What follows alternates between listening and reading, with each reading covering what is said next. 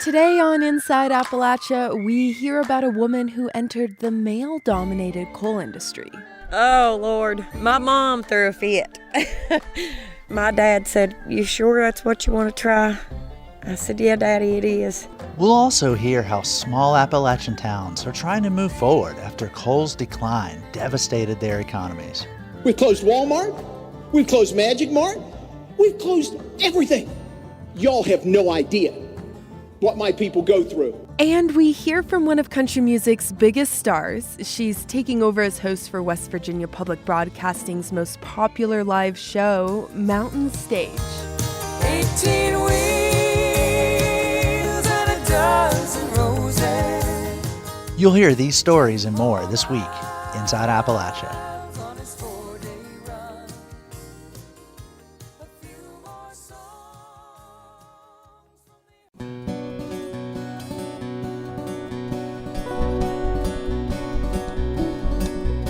Driving on down that old town road, listen to my rubber tires whine.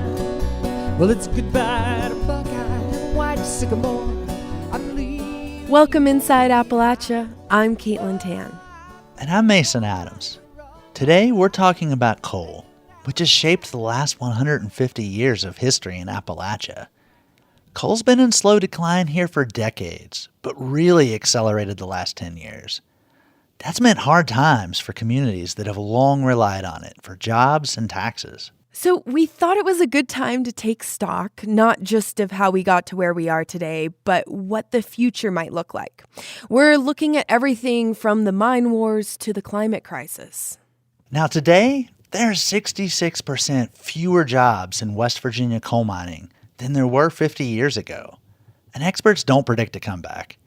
But we're not alone. Other places around the world face similar dilemmas. Our producer Roxy Todd spoke with some of the people who live in those places to find out where we may be headed. So her story begins in Germany 50 years ago when coal executives and political leaders had to make tough decisions when it came to the future of coal and their home. West Germany emerged from World War II as one of the leading coal and steel producers in the world. Here's a group of German coal miners singing a song about the rise of the coal industry. Then, in the 1960s, oil emerged as a competitor in the energy market, and the country found itself in the midst of an economic crisis. The emergency prompted a strange and unusual alliance. The state government, the regional governments, the trade unions, and the employers, the industrialists, sat together and tried to find solutions to the problem. This is Stefan Moitra, historian at the Mining Museum of the Ruhr region in West Germany, a densely populated valley that's home to 5 million people. On the one hand, he says the coal employers were motivated to cooperate by their revenue losses. On the other hand, it was in the interest of, obviously, the workers, but also of the state to have one of the major industrial regions not falling into the darkness. So this coalition of stakeholders eventually settled on a surprising idea. They actually decided to shrink the coal industry. They merged all the coal and steel companies into one corporation. And the government poured lots of money into helping coal miners retire early. They also invested in emerging industries like tech, auto manufacturing, and tourism to diversify the area's economy. And they built universities, says Moitra. Until the 1960s, there was no major university in the Ruhr. Today, the universities in the Ruhr are one of the major employers. It wasn't easy, but West Germany survived the contraction of coal and steel jobs. Then in the 90s, the coal industry that was left declined even worse. And once again, the coal companies, the government, and the unions sat down and worked out a plan to completely phase out of coal mining by 2018. Sure enough, 3 years ago, the last mine in the Ruhr region closed. The curtain has fallen on coal mining, and 15,000 locals have turned out to give it a fitting send-off. There's plenty of melancholy in the air as traditional clubs, miners' choirs, pitmen, mine rescue teams, and foremen march by. It wasn't a perfect solution. The Ruhr area has still faced high unemployment at times. But the earlier transition efforts in the 60s made this latest shift much easier. Meanwhile, here in West Virginia, We've closed Walmart. We've closed Magic Mart. We've closed everything. Y'all have no idea what my people go through. that's West Virginia State Delegate Ed Evans, a Democrat from McDowell County. In the 1950s, it was booming, fueled by coal jobs. Now it's filled with ghost towns and ranks as one of the poorest in the country. This year, Evans pleaded with his colleagues on the House floor to plan for a transition away from coal. I've asked for help many times on this floor. What have I got? Failing to plan is planning to fail. That day, Evans urged fellow lawmakers to invest a chunk of the state's federal COVID-19 aid into helping coal communities plan for an economic comeback. His request was denied. Politics here in the United States are pretty different than in Europe. And when people talk about economic diversification in coal country, there isn't a clear path forward. Should such a transition be funded by the federal or state government, or by private investment? One way we can think about all this is by looking to our neighbors in the north. In Pittsburgh, the collapse of the steel industry in the 1980s prompted existing businesses to retool for a new reality. But it took decades, says historian Alan Dietrich Ward. When you have a small number of very large corporations that really control your economic destiny, it can be very difficult to make economic transitions away from the industries that those corporations control. Economists predicted the decline all the way back in the 1950s, but their warnings were ignored. The bureaucracies that develop in large corporations are not known for their flexibility and their ability to quickly adapt to new situations. Smaller companies are more adaptable, and they were a big part of Pittsburgh's renewal. Aided by lots of government funding, as well as help from philanthropic organizations, entrepreneurs created smaller startup industries in tech, the arts, and restoration of the city's historic resources. Pittsburgh really becomes a laboratory for what and how to save the past in a way that allows it to be integrated into the future. Some businesses here in West Virginia already are reinvesting and reimagining themselves, says Derek Scarborough at the Robert C. Byrd Institute in Huntington. Well, companies are definitely more and more interested in learning how they can broaden their base. The RCBI, as it's commonly known, opened 30 years ago with government funding. Here, business owners can use 3D printing and other machines to help revamp their business. A mining company based in Nicholas County uses the equipment to make mounts for outdoor cameras. They're selling them online and they have done extremely well with that. These are small glimmers of signs that entrepreneurs are moving towards retooling, but many are still reluctant, says Scarborough. Dr. Avi Mukherjee, interim provost at Marshall University, says he sees an increasing number of venture capitalists looking to Appalachia to invest. And there is a lot of interest in our part of the country in terms of what these ideas are and which ones can win. Mukherjee points to examples like App Harvest, which specializes in growing hydroponic vegetables on former strip mines and has attracted investors from all over the country. Or Ascend West Virginia, a program that offers virtual workers $12,000 to relocate to West Virginia. Over the next 20 years, Mukherjee expects West Virginia to see an increase in virtual jobs, things like cybersecurity and software engineering. Employers are already hiring in those sectors, says Natalie Roper, Executive Director for Generation West Virginia. Very often they have job openings and are struggling to get qualified applicants. When Roper's organization created a fellowship program to match qualified employees with employers, half of the jobs were in software development, and most were virtual. That poses a problem in communities that lack high-speed broadband. West Virginia also falls behind in other aspects of infrastructure, from roads and bridges to a lack of basic necessities like food and water. Legal scholar Priya Bhaskaran worries that without these essentials in place, the state won't be able to keep people from fleeing. If we give them an employable skill and, they don't have good safe water or like a decent road, of course they're going to take this skill and leave town. Bhaskaran has worked with communities across the country that are dealing with a hollowing out of jobs and people. She says leaders often neglect to ask people, what do they actually want? And what do they need? And when you turn that conversation internally, you really see that, what people really want is a grocery store. Bhaskaran asks, what if helping people get grocery stores or better water infrastructure is where economic development begins? What if instead of training people to be coders, we trained people to be wastewater engineers or water system operators? Because there's a real need for that in West Virginia and Greater Appalachia.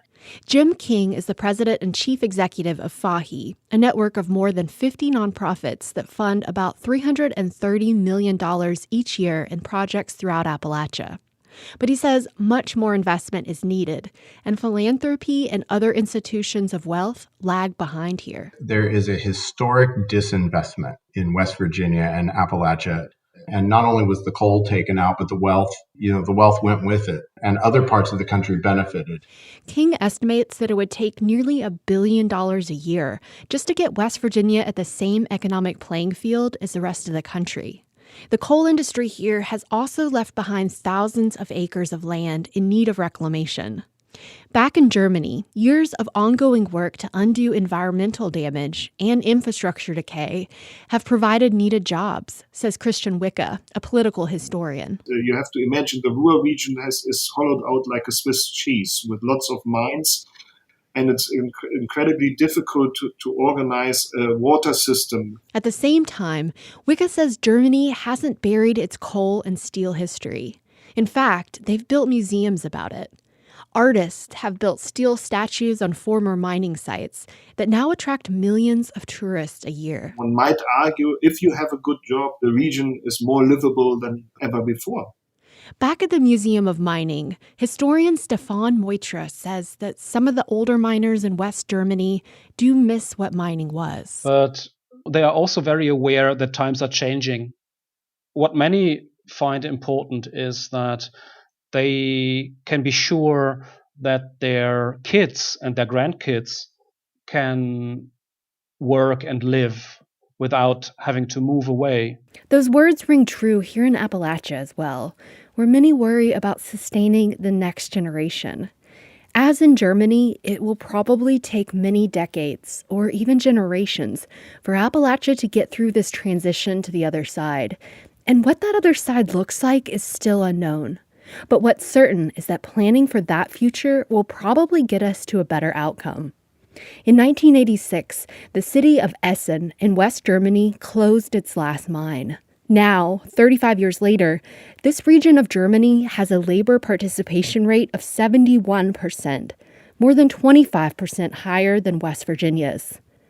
If West Virginians decide to follow Germany's lead, it'll mean people from different industries and leadership roles agree on a plan.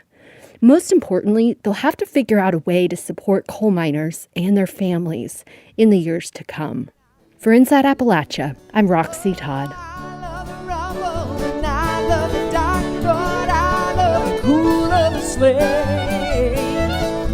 But it's going down that new road looking for a job, traveling and looking, I hate, traveling and looking, I hate. Next, we're traveling back in time 100 years to when West Virginia was home to our nation's largest labor uprising. The Battle of Blair Mountain in 1921 was a watershed moment when coal workers decided their rights were worth fighting and even dying for. The armed insurrection pitted 10,000 coal miners against 3,000 heavily armed guards and state troopers. It was the largest armed conflict since the Civil War. As part of the uprising, there was an armed march of miners from Marmet to Mingo County.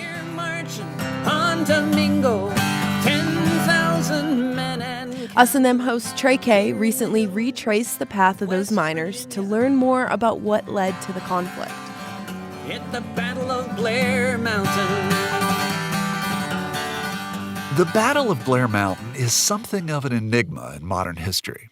A complex conflict that was the result of a number of social and economic forces that came to a head in West Virginia's coal country after World War I.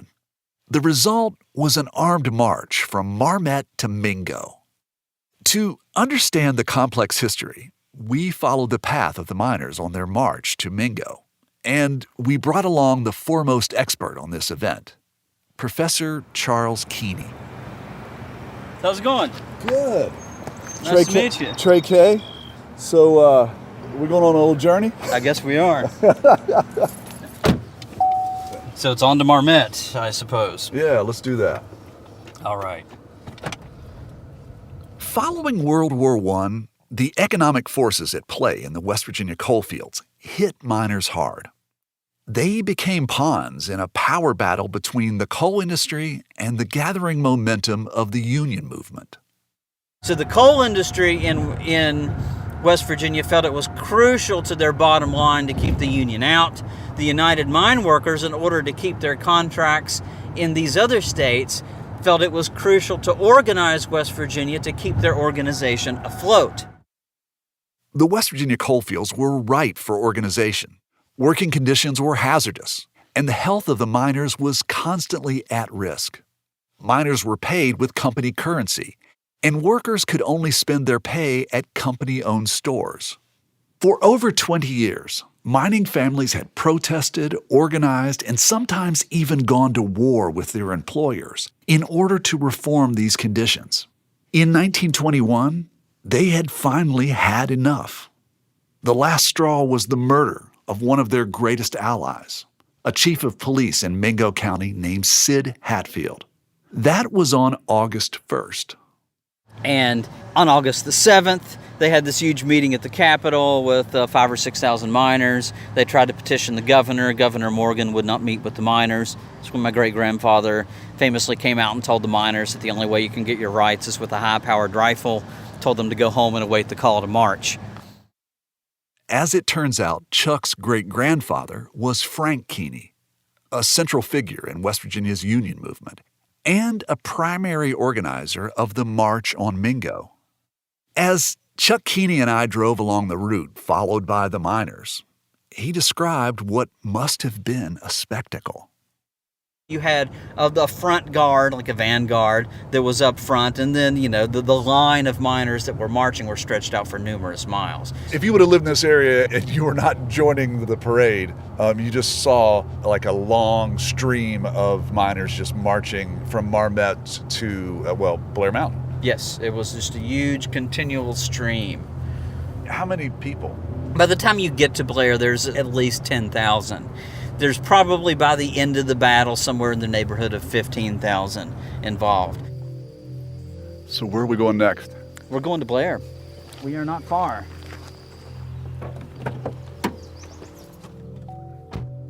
The Battle of Blair Mountain became inevitable. Every time conflict could have been avoided, outside forces pushed the miners and the coal company back toward violence. This is Route 17 we're on, by the way. And this was an actual road in 1921. Well, it was a dirt trail. It wasn't paved or anything. And there's a sign there that says the Battle of Blair Mountain. I might want to take a picture of that. Here we are at the southern crest of Blair Mountain. This is where we stopped. This is where the march ended, right here.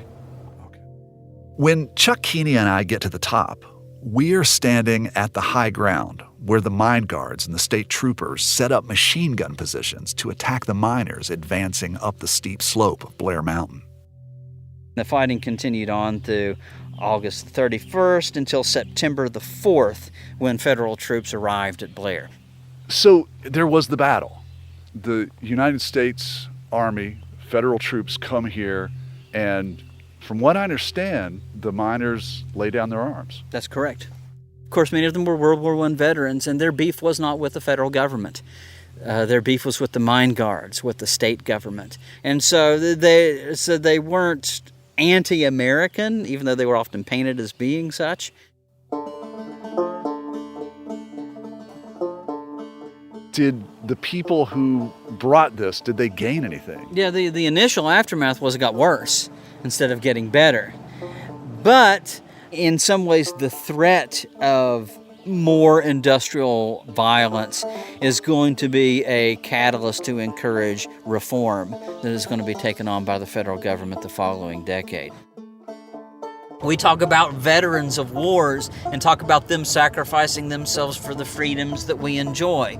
Well, what about the 8-hour workday, the 40-hour work week, weekends, pensions, unemployment benefits? All of those things, they had to be fought for and they had to be bled for, and in some cases died for. So that's why you want to remember what happened there. Americans need to understand the significance of labor history and unions in building America and turning America into a place where liberty can be enjoyed.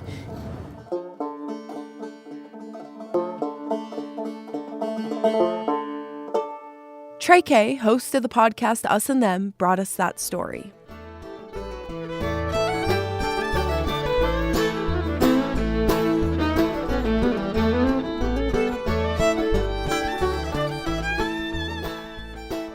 As we heard, the Battle of Blair Mountain was a short-term setback for organized labor. But by the 1930s, the United Mine Workers of America had become a thriving and powerful force. It fought for better wages and working conditions and influenced government policy like the New Deal. But with the decline in coal production has come a drop in membership, leaving many to wonder what's next for the union and the miners they represent. Dave Mistich brought us this report of an organization grappling with an uncertain future. Miners at Warrior Met in Brookwood, Alabama, have been on strike since the beginning of April. It's a rare union action in the American South, especially these days when membership in the UMWA continues to decline. United Mine Workers of America President Cecil Roberts, now in office for 26 years, has been walking the picket line with miners from Warrior Met. We're still doing what we've always done. We're fighting for the middle class here and make things better for our members.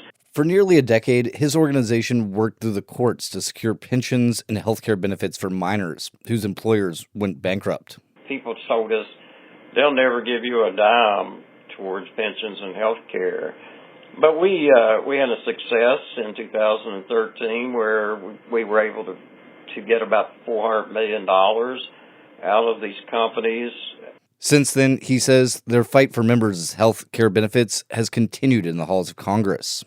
Then we started lobbying up on Capitol Hill after we secured that money that allowed people to continue to have health care benefits. They won there, too. In 2017, the UMWA worked to secure health care for some 22,600 union members. Despite these wins, the organization faces a troubling reality. From 2002 to 2019, the number of members actively working in a U.S. mine plummeted from 23,000 to 10,000, according to data from the Energy Information Administration. These trends have paralleled the decline of total employment across the industry. When the union hit its height during the New Deal, it had about a membership, I would say, of anywhere from about 500,000 to 470,000 miners. That's Dr. Richard Mulcahy, a labor historian at the University of Pittsburgh-Titusville. He says automation has played a role in the union's decline since the mid-20th century. The industry became far more machine-intensive than it is today, thereby more efficient. And so a lot of people were attrited out, retired, this sort of a thing. Concerns over climate change and dramatic shifts in the economics of energy production have also taken their toll. There is no denying of what's happening out there. West Virginia State Senator and UMWA District 31 Vice President Emeritus Mike Caputo is quick to acknowledge the coal industry's decline in recent years. But he says the UMWA is still trying to play a role, even as the nation's energy needs shift. We're the only ones out there fighting to preserve a way of life in coal country. With President Joe Biden's administration pushing for a cleaner energy future, Roberts, Caputo, and others in the UMWA's leadership have had to walk the proverbial tightrope when it comes to acknowledging the reality of the coal industry's future. On one hand, they know coal's glory days are over. On the other, they still represent those left working in the industry. Meanwhile, industry-funded groups like Friends of Coal have stepped in to create a sense of collective identity, an alliance between employers and workers, a kind of company union. Mulcahy, the labor historian, says the UMWA's current situation reflects that of the wider U.S. labor movement. With traditional manufacturing on the decline, they're at a pivotal moment. They're trying to redefine themselves, and certain other unions are doing the same thing or have been doing the same thing.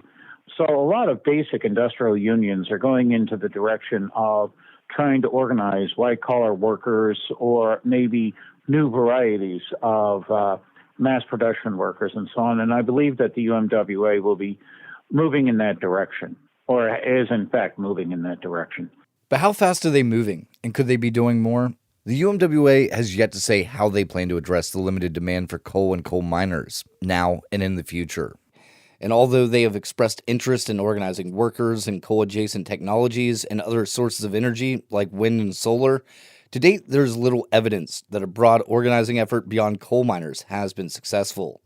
Roberts claims that people in coal country are skeptical of a future in the renewable energy sector. The jobs as they exist right now in the renewable sector pay only a fraction of what a coal miner makes. Roberts says over the years, there's been a lot of talk about what could replace coal as the main driver for the region's economy. But people in coal country are skeptical that the talk will add up to viable employment options for former miners. No one in Appalachia believes there's going to be a just transition here. That they believe that the Lord will return before they get a just transition in Appalachia. Ain't got no soul. Ain't got no soul. The UMWA is also at a crossroads of another kind. With Roberts now 74 years old and his term as president ending in 2023, the longtime UMWA leader says he doesn't yet know whether he'll run again. For Inside Appalachia, I'm Dave Mistich. Their youth flies fast, and then alas, before their time they're old. They've sacrificed all the time that's passed for coal. Black gold.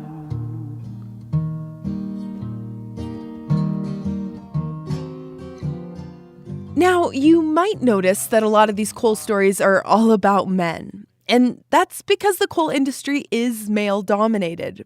But there are women in coal mining. Oh, Lord, my mom threw a fit. My dad said, "You sure that's what you want to try?" I said, "Yeah, Daddy, it is." We'll hear Anita Cecil McBride's story after the break. You're Inside Appalachia. I'm Mason Adams. And I'm Caitlin Tan.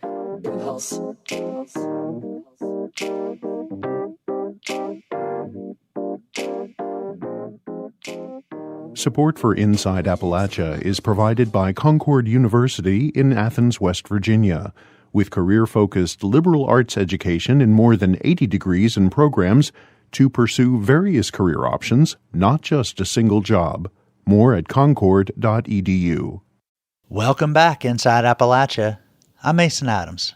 And I'm Caitlin Tan. Before our next story, we want to shout out a news station that's airing Inside Appalachia, Blue Ridge Public Radio in Asheville, North Carolina. I started my journalism career in Western North Carolina way back in 2001, and I'm excited to share stories with listeners there, like this next one about a coal miner in Boone County, West Virginia. So, anytime we hear from someone in a coal mine, whether on the news or TV or the movies, it always seems to be a man. But there are women who work in coal. A 2020 survey showed that 1 out of 10 industry workers is female. That's why we wanted to bring you the story of Anita Cecil McBride. As a young woman, she followed in her father's footsteps and became an underground coal miner. Reporter Jessica Lilly visited with McBride to talk about her journey into the man's world of mining. Anita Cecil McBride is a self-proclaimed country girl. She lives up a steep winding road through a lush forest in the Appalachian Mountains of Virginia. Anita walks over smiling and greets me with a hug. Well, it's nice to meet you. Where you at? It's a hot summer day when Cecil McBride settles into a plastic chair as she begins to tell the story of how she came to be a coal miner. Anita grew up in an old coal camp town in Wyoming County, West Virginia, called Coville. My dad was a lifetime coal miner and supporter of the family. Her mom took care of the house, the kids, and her father. They wanted me to go to college, but I ended up getting pregnant right out of high school and having a son. Even working multiple jobs, it was hard to support her son. That got Anita thinking about a job she knew paid better, coal mining. Plus, I listened to the stories of my dad growing up, and I just thought, man, that's got to be so cool. Anita started her first job underground in July 2005. Eventually, she earned her black hat or mining certificate, but when she told her parents... Oh, Lord, my mom threw a fit. My dad said, you sure that's what you want to try? I said, yeah, Daddy, it is. He said, well, I tell you one thing. If there's any woman alive that could do it, I believe you could. So she followed her father into a male-dominated industry. Not everyone thought she had it in her, but... He knew I could do it. He was really proud. Every time we went somewhere, that's my daughter. She's a coal miner. Underground mining was a new culture. Starting out was rough. I was probably the most nervous person that you could imagine. I was the only woman there. They had to make me a shower room and all that stuff. It was different. Some of the other miners knew her father, Verlin Cecil, or Big Dog as they called him, which helped. They say that was one tough you-know-what. Being an underground coal miner was a big part of who her dad was, and it was starting to become a part of Anita's identity, too. She embraced certain aspects, like shedding cultural expectations for women to dress, speak, and even look a certain way. She also cherished the special closeness she felt with her fellow miners. It still makes her emotional to think about it. It's a relationship and a bond that a lot of people won't ever get to experience. And that's because my life's in your hands. Anita says the negative feedback she received because of her career choice came from the women in her community, not the men. It's very hard because they had a husband, helping support their family. I didn't. And I even told one time, she said, well, I don't know why you want to go underground with all of them men. I said, I'll stay home. You want to pay my bills too. Still, sometimes Anita did have to deal with traditional divisions of labor underground. I tried my best not to ask for help. I said, if I'm going to go underground and make the same money that they're making, I need to really give it all I've got. Like her father, Anita was a dues-paying member of the United Mine Workers of America. She once traveled to Las Vegas for a rally to support legislation protecting miners' pensions. And in 2015, with the coal industry in sharp decline, it was the UMWA that helped Anita find another job. So along with her husband, another out-of-work coal miner, she got her CDL, or commercial driver's license, and switched to another male-dominated field, truck driving. So they sent us to school, paid for us to get trained, and even helped us find a job. But the only downside to that was it was over the road. So we were gone weeks and weeks at a time, and that was really hard. She misses being a miner, especially the bond she had with her crew. The relationship that I had with my guys, I wouldn't trade for the world. I love them and I miss them. Every one of them, even the hard-headed ones. Coal mining brought Anita and her father closer together, too. Every time we were together, we coal mined on the porch. We'd sit and we'd talk and all kinds of things, tell different stories. Before I go, Anita shows me a wooden cabinet in her living room where she stores her keepsakes. This is my memory cabinet. I've got pictures, little coal figurines. Inside are portraits of her coal mining family, their obituaries, and her father's harmonica. She proudly picks up a small figurine carved out of coal. My dad used to collect these for me. These are women coal miners. Everywhere he found them, he would pick one up. Now, the statues help to pick her up, in a way. She's no longer a miner, but the coal statues help her to remember the relationship she's built underground and with her father, Verland, before he died earlier this year. She also treasures memories from her new job in the cabinet. There's a glass vase-like container stacked with unique rocks, seashells, and even a cork, items that represent her new journey driving a truck. All of them's from the states that we went through. That was a bottle of champagne we drank in California. There's even a piece of lava in the vase, and so far, only one piece of coal. For Inside Appalachia, I'm Jessica Lilly. in Virginia.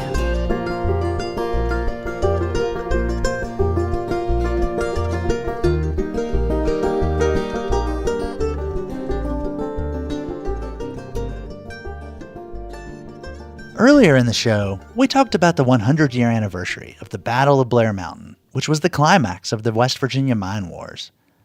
One of the big strikes that eventually led to Blair Mountain happened 9 years earlier, in 1912 in Cabin Creek, West Virginia. Now, more than a century later, people in the area are still fighting for miners' rights through a local black lung clinic. June Leffler brings us this report. Today, a handful of miners are getting tested for signs of black lung at Cabin Creek Health Center. Big deep breath in, blast it out. Patients perform breathing exercises as nurse Krista Critchfield instructs. These exercises are meant to exert the lungs to their limits. Breathe in, big, big, big, big, big, big, big, big. Good job. Got it. Woo! The patient, 74-year-old Roger DeWeese, sits inside a body box.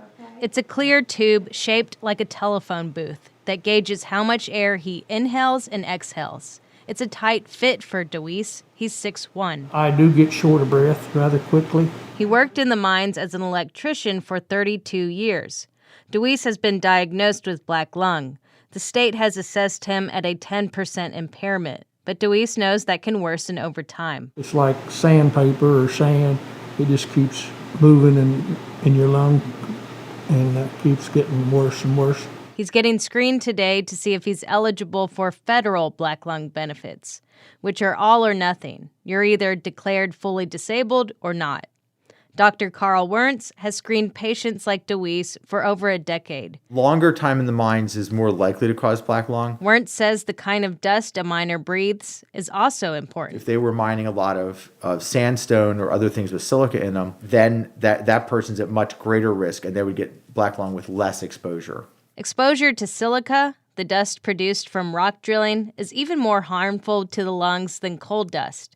And experts say it's a major factor in the rise of black lung cases in recent years. But like when I was a resident in 2000, black lung was a disease that was going away. This is going to be gone by the end of your career. But that's not how it turned out. Miners starting their careers in the 90s faced a very different work environment than their predecessors. That's when new equipment allowed miners to dig further into rock to get to thin seams of coal. Currently, the rate of advanced black lung is higher now than it was when they passed the Mine Safety Act in 1969. That's crazy. Okay, sit forward a little bit. Deep breath through your mouth. When Dr. Wernz sends his diagnoses off, the Department of Labor takes it from there. Qualifying miners receive a monthly check and lifelong medical coverage for their lungs. Helping usher miners through what can be a long and complicated back and forth with the Department of Labor are black lung counselors like Beverly Lawrence. So we try to tell them, don't get discouraged, bring us what you got, and we'll try to explain it, as simply as we can. But some miners will need even more help. That's when Lawrence refers them to a lawyer who takes black lung benefits cases, like Sam Petsonk, who works in Beckley. This system is there to provide stability to people, and my job as a lawyer is not only to ensure that it does that, but to inspire confidence in the mining public that this system is here to protect you. More miners have qualified for benefits in recent years, but he's concerned that even a miner who is entitled to lifelong free pulmonary care may not be getting it. What he might not realize is that he's also due to receive a medical card. If that card happens not to show up in the mail, which has been commonly heard of, that guy may never realize that a part of his federal award is a lifetime medical card. Petsonk recently wrote to the federal government asking about these missing medical cards. It's one way he's pushing the system to live up to its promises. Zion Assembly Church of God in Cabin Creek serves more than the spiritual needs of those in the Cabin Creek area. It's also a meeting place for former miners with black lung. On this day, a few dozen gather for a cookout. Take whatever you want. Get you another plate over and fill it up. Along with the miners are some of the folks who served them. Petsonk, the nurses from the clinic, and former miner Gary Hairston, the president of the National Black Lung Association. Today, he's been assigned to grill duty. Hey, I'm ready to help anytime. When anything I can do, that's what I want to do. He first got involved through monthly meetings of his local chapter of the Black Lung Association held in Fayette County. There, he learned how to file for his own black lung claims, find a lawyer, and organize on behalf of others. And like I said, make it a lot easier for people around in the area. They can go to these places and they ain't got to go way out of town. And when we got them right here.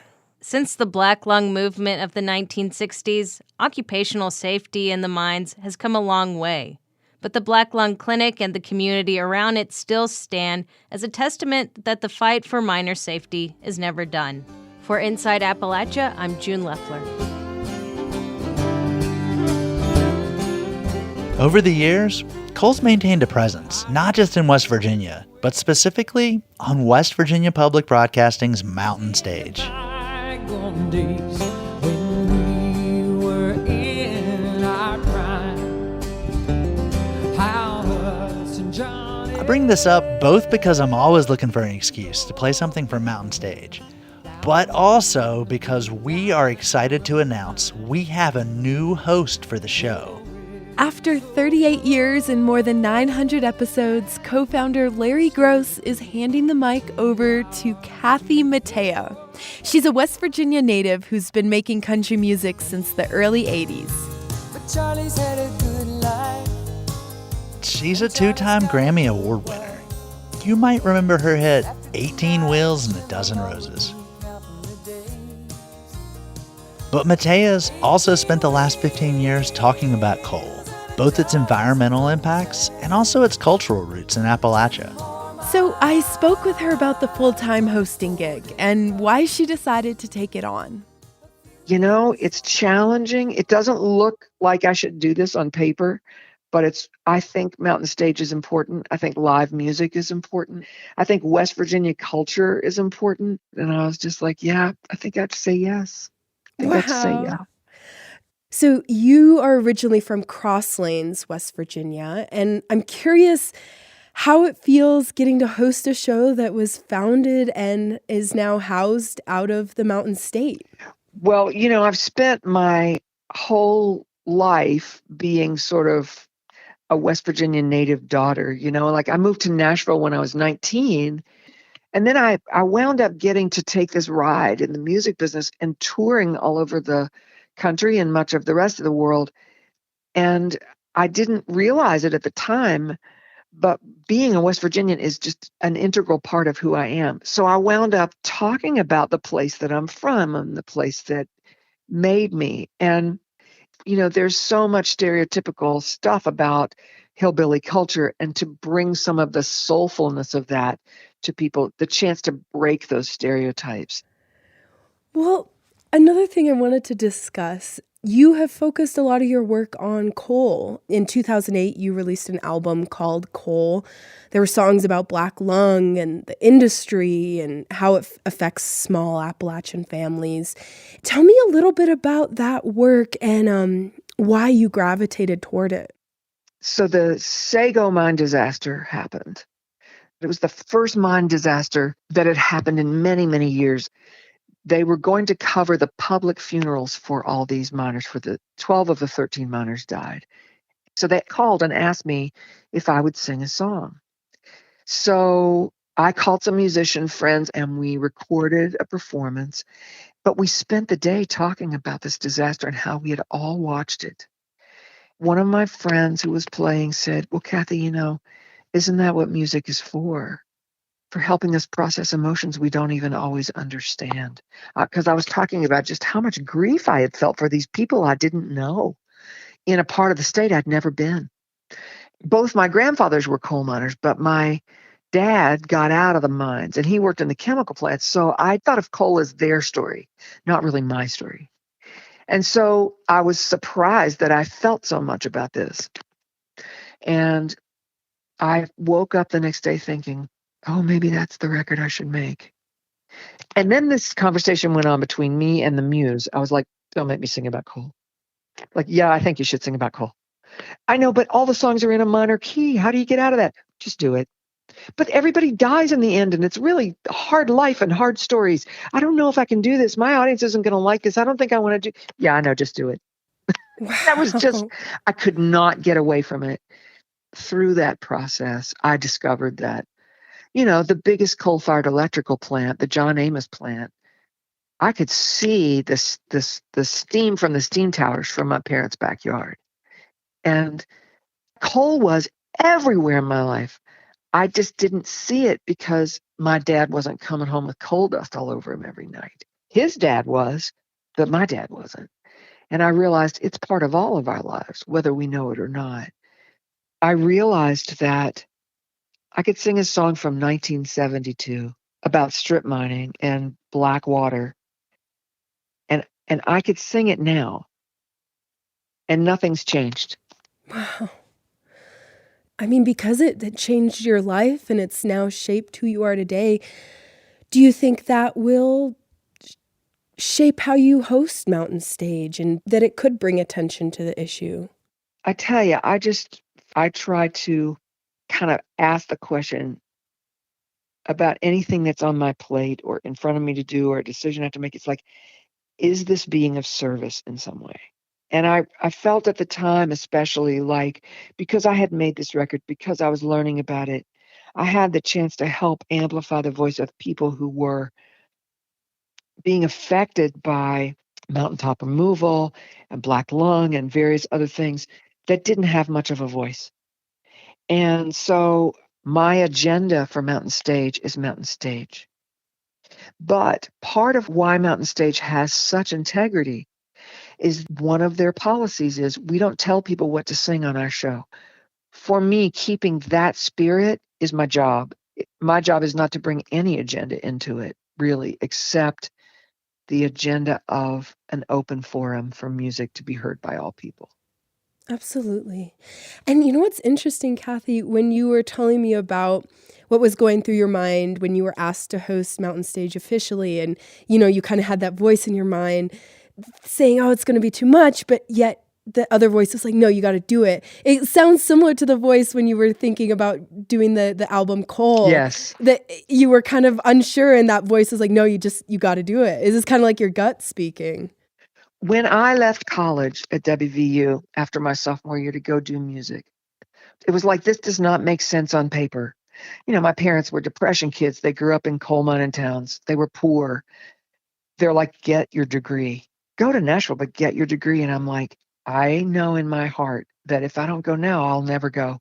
And if I don't go, I will ask myself for the rest of my life, what would have happened if I'd gone? So what I've learned to listen to in myself is like, I have the head voice that gives me all the reasons on paper why this doesn't make sense. But I've also learned that the decisions that are right for me come from my gut. Every time I followed it, it's never steered me wrong. And over time, I've learned to trust that more and more. And that it might not make sense to me, but if I have a strong intuition about it, I need to go with that. That's so powerful. I think a lot of us, we are trying to learn that. I know I sure am. Driving on down that old town road, listen to my rubber tires whine. That was new Mountain Stage host Kathy Mattea speaking with me. You can hear Mountain Stage episodes wherever you get your podcasts. To see the live show schedule, go to mountainstage.org. Laying down track in the hole. Got a back like ironwood, bent by the wind. Blood veins as blue as the coal. Blood veins as blue as the coal.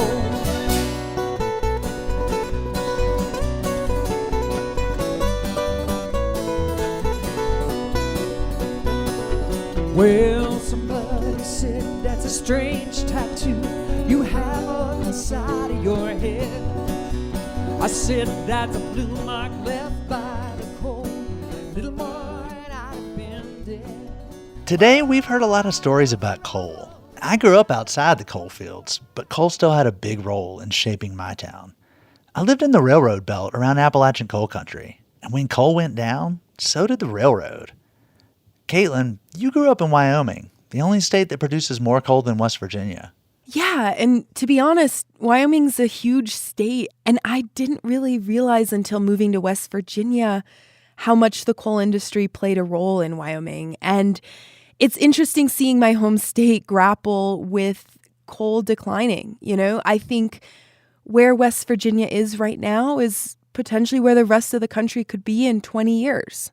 Yeah, Appalachia often gets thought of as like being left behind, but in a lot of ways, it really represents the future.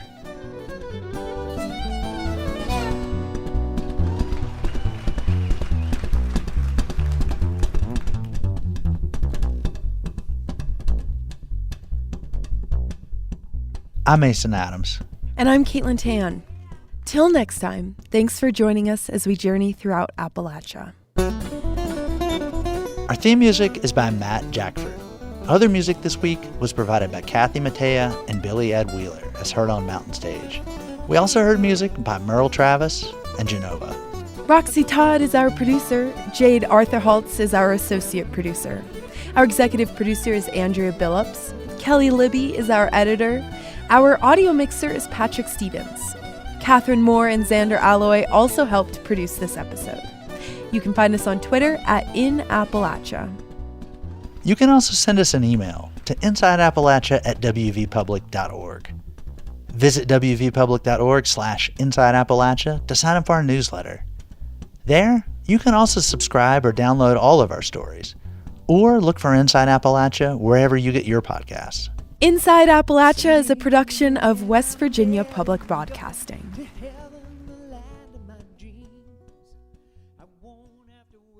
Support for Inside Appalachia is provided by Concord University in Athens, West Virginia, with career-focused liberal arts education in more than 80 degrees and programs to pursue various career options, not just a single job.